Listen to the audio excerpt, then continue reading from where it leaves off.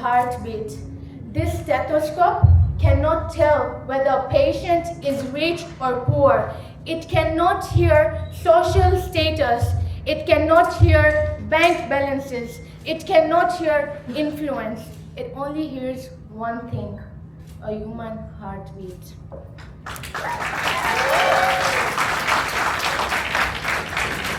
Good evening, dear judges, respected guests, and my fellow contestants. Today, I'm here to talk about healthcare, a right, not a priority. And before I begin my speech, I want you all to imagine something. Two patients arrive at the same hospital. One arrives in an expensive car, dressed in wealth and influence. The other arrives breathless, weak, poor. One carries money, the other one carries pain. And the question is, who gets treated first? Ladies and gentlemen, a hospital should be a place where each and every life has an equal value. But slowly, dangerously, and silently, healthcare is becoming a business. And when healthcare becomes a business, humanity begins to suffer.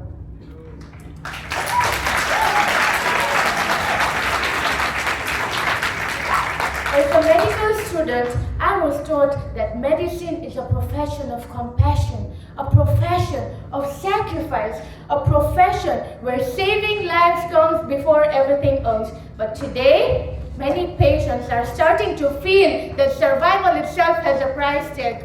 Those delays of going to the hospital because they fear the cost more than the disease. Some families even sell their properties in order to afford treatment. Some patients avoid checkups until the disease becomes very severe. And sometimes dignity disappears the moment money disappears. This is not just a statistic to me. A close family member was once diagnosed with severe malaria. His condition worsened and he required urgent dialysis. The first hospital did not have the dialysis service available, so he was transferred to another hospital. Now the other hospital had the service available, but each session costed hundreds of thousands of shillings. And as the bill grew heavier, so did the burden on the family. Despite every effort, he eventually passed away. And he was none other than my 30-year-old uncle who recently passed away on 6th April 2026. Not only that, as a third-year medical student, I go for clinical rotations. And during one of my rotations, I met a 12-year-old patient who was diagnosed with sickle cell anemia. She was admitted and her mother was beside her. Do you know what the mother told me? That her daughter is suffering. She told me that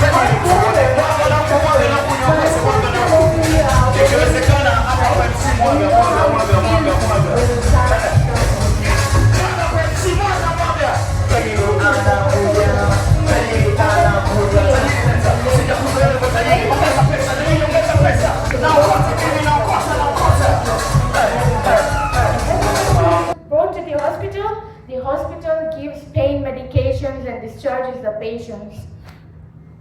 The doctor advised the mother to go to Dodoma for treatment. But you know what the mother told me? The cost of the treatment was very high and they could not afford it. Before entering the speech competition, I did some research. And I found out many cases that if I would have brought up here today, all of you will be surprised and shocked. But I chose 4 main cases because time wouldn't allow me to discuss all of them.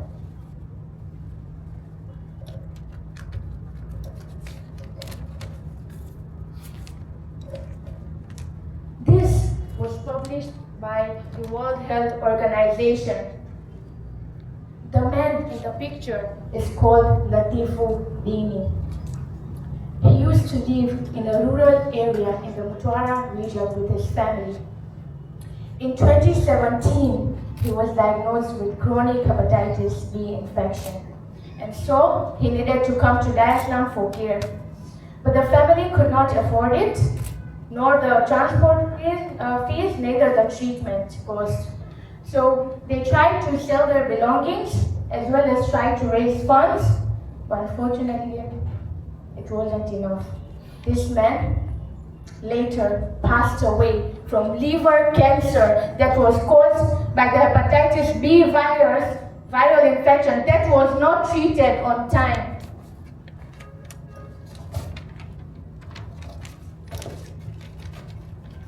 This was published by the Citizen TZ. I'm sure all of us know that account. It was published on 9th April 2021. It was updated on 9th April 2021. What does this show? It shows the grave of a 9-month-old parent. And do you know how they passed away? By committing suicide. And now you all must be asking yourself, why suicide, right? Well, here's the thing. Their 9-month-old daughter was diagnosed with a brain infection. They initially spent 320,000 shillings for treatment, and the doctors told them that they would require an additional 2.6 million for further treatment. So the parents tried to raise funds, but unfortunately it wasn't enough, and the parents could not see their 9-month-old daughter suffering, and so they became overwhelmed and they committed suicide, leaving the 9-month-old orphaned. Furthermore, in the 2025 hemodialysis studies, patients with kidney failure reported that dialysis was becoming too expensive for those who are paying cash. And one person reported that his friends died because they could not afford treatment. Last but not the least, during the Northern Tanzanian study that was published on 2020, researchers interviewed families of 20 patients who died from fever-related illness. And you know what one person said? That if you don't have money, you might not survive. If you don't have money, you might not survive. Ladies and gentlemen, this shows us that cost is becoming a very huge barrier to healthcare, which causes these patients to die not because of the disease, but because of the cost.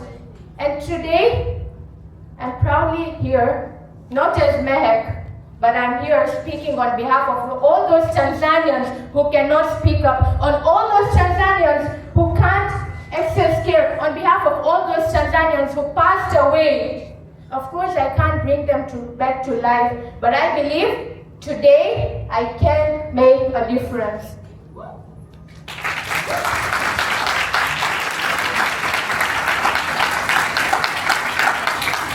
Ladies and gentlemen, illness does not discriminate. Cancer does not ask for bank statements. Malaria does not care about social status. Heart attacks do not wait for financial approval. So why should healthcare treat people differently? Why should a mother in a rural village struggle to find a nearby hospital? Why should a child die because healthcare was too far away or too expensive? Why should poverty decide who receives faster treatment and who keeps waiting? Healthcare should never become a privilege reserved for those who can pay the most, because a human life is not a luxury item. Ladies and gentlemen, I want to be clear, I'm not standing here to blame healthcare workers. In fact, all of them sacrifice their sleep, comfort, and even their own mental health to save others. But we must speak honestly about the system, because when a hospital focuses more on profits than patients, when compassion becomes secondary to payment, and when emergency care depends on social status, then healthcare begins to lose its humanity, and that is dangerous. I recently heard of a situation where someone needed an urgent medical advice during a public holiday. But before any consultation could take place, the first talk was not about the emergency signs, symptoms, or treatment. Rather, it was about the additional cost required simply because it was during a public holiday. And that made me question myself. When a patient is sick and is seeking help, should cost be the first thing they hear? No. Of course not, right? Imagine how you all would feel if you are sick, you are trying to seek help during a public holiday, but they tell you about the additional cost. Ladies and gentlemen, the true purpose of medicine is not simply to treat diseases. It is to protect human dignity. And dignity means that a poor patient matters just as much as a wealthy one. Because pain feels the same in every body, fear feels the same in every heart, and suffering sounds the same in every language. So what must we do? First and foremost, we must improve healthcare systems so that everyone here, as well as the whole of Tanzania, can get equal access to care. We must also ensure that all services are available in all hospitals, whether private or public, at highlighted bolded, at an affordable rate. We must also, this is the most important, we must also build and improve hospitals in the rural areas, because those people are the ones easily dying from diseases that could be treated. Fourth, let me tell you this. If there is a doctor here, I'm really sorry, okay? But we should keep a rule in all private hospitals that during a holiday, the cost should not exceed this limit. Ladies and gentlemen, a nation is strongest when even its poorest citizen gets the care they need with dignity. The value of a nation is not determined by the number of buildings, roads, or technologies, but by how it treats the sick, the weak, and the poor.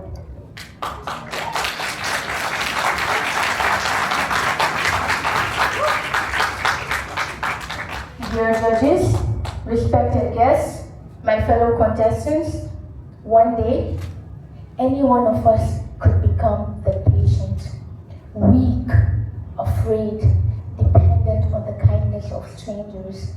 And on that day, we will not think about wealth or social status.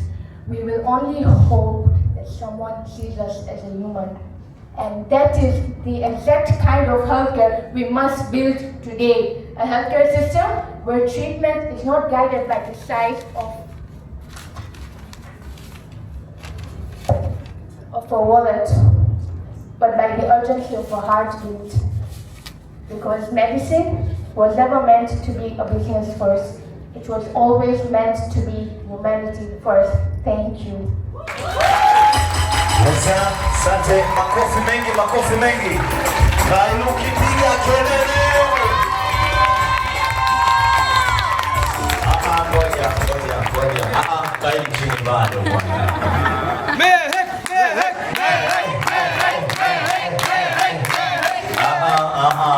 Mnatutia baridi ambao tu. Wasomi piga kelele tena.